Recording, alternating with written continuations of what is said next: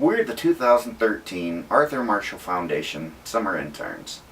We're going to put this video together and tell you a little bit about what brought us into the environmental field. Hello, I'm Sarah Dennison.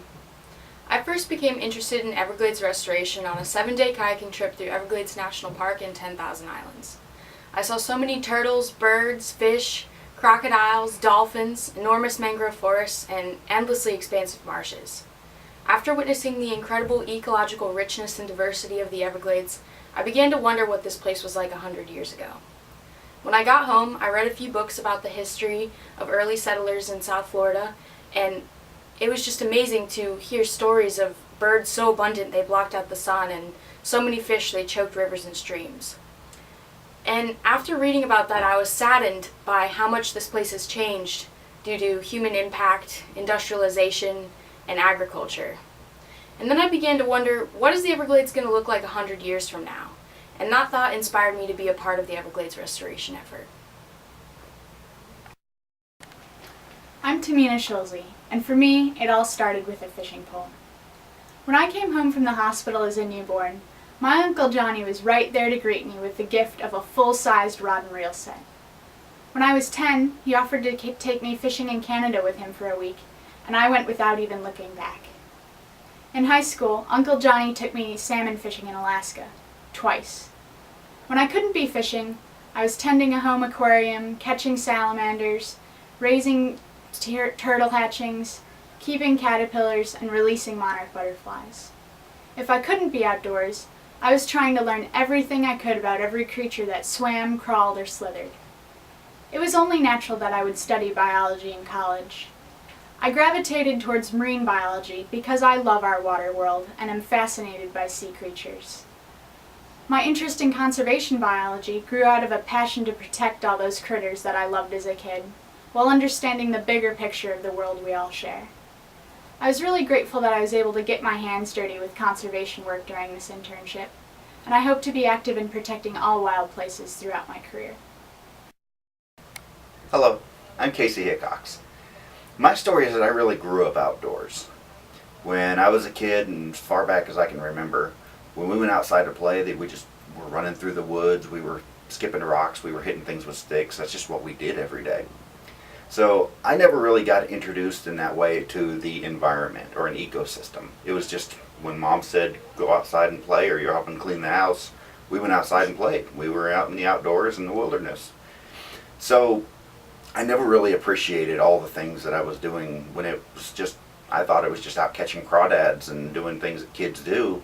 I was interacting with the environment and I was appreciating it, and I just didn't know it yet. So as I got older, I got into more schoolwork, some video games, eventually work, and little by little I started losing those adventures that I had as a kid. The outdoor interaction just became fewer and fewer, and I started to get an idea then that of what those moments had meant, and I started to miss them a little bit. So later I went off to the military and spent time doing some other adventures, and I really lost that part of my life where I got to go outdoors and enjoy the wild. And that was when I really came to appreciate what it was and what it had meant to me. And so I started getting out in the outdoors more, doing more fishing and hiking and camping.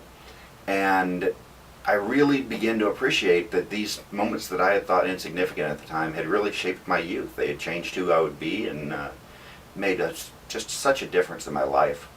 So when I started to try and ponder what I wanted to do when I grew up and find a career, I tried to think about what was really important, and I thought what was important to me was all those moments I had and things I appreciated from my youth of being outdoors, and I wanted to make sure everybody that came after me kind of got those same moments and those same experiences.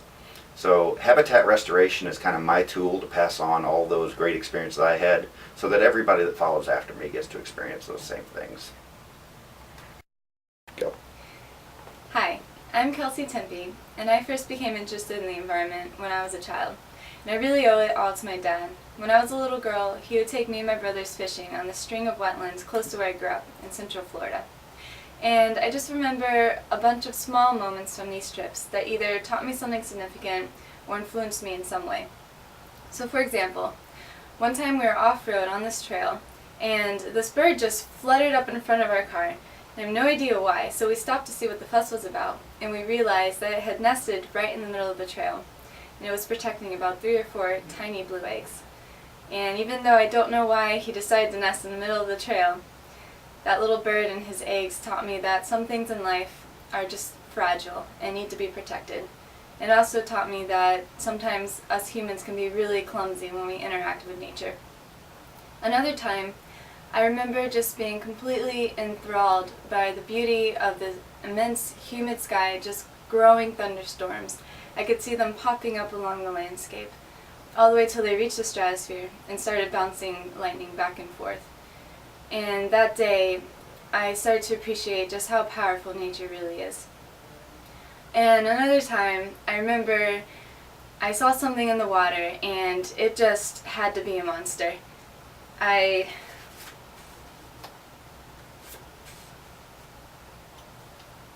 always forget this part. Okay, maybe we'll just Start over or I'll cut just, it? No, I'll just cut it. Okay, so. Then there was this one time, I swear I saw a wetlands monster, cousin of the Loch Ness. It was about this wide and just reached its back out of the water and went back down again. And it couldn't have been a fish because it didn't have a fin. Definitely wasn't an alligator. In retrospect, it was probably just an oversized otter. But at that time, it was the monster of the misty wetlands. And it left me with a sense of how mysterious life can be sometimes. So all of these little things and memories that I have of playing out in the wilderness with my family, they really give me a sense of belonging to where I grew up, and it's something that's just priceless to me. So later on in my life, after growing up a bit, my mom told me that the wetlands that we all used to go fishing on were actually once phosphate mines that had been reclaimed and restored back to natural habitat. And when I learned this, I was completely shocked because they're beautiful lands. I could never imagine them being stripped bare for mining. So this inspired me to follow a career restoring natural landscapes, just like the ones in Central Florida and like the Everglades down here in South Florida, so that more people could see their beauty and learn from them, play in them, just like I did when I was a little girl. Thank you. Hello everyone, I'm Jessica James. So to start off, let me tell you a little bit about myself. When I was a little girl, I didn't dream about being a princess in a faraway kingdom. I dreamed of getting blown away by a hurricane on national television. My idols weren't Brad Pitt or Leonardo DiCaprio, but the meteorology broadcasters Jim Cantori, Mike Bettis, and Dr. Greg Forbes from the Weather Channel. Watching them report from the latest catastrophe inspired me to learn everything I could about Mother Nature and everything that has to do with the atmosphere. So, when I went to college at NC State University, I studied to be a meteorologist. And it was during my studies as a meteorologist that I was first introduced to climate change. And the diagnosis for our planet was so alarming that I realized that I had to do something to save our environment for the future. It was only when I went to graduate school that I realized the answer to saving the environment was through education.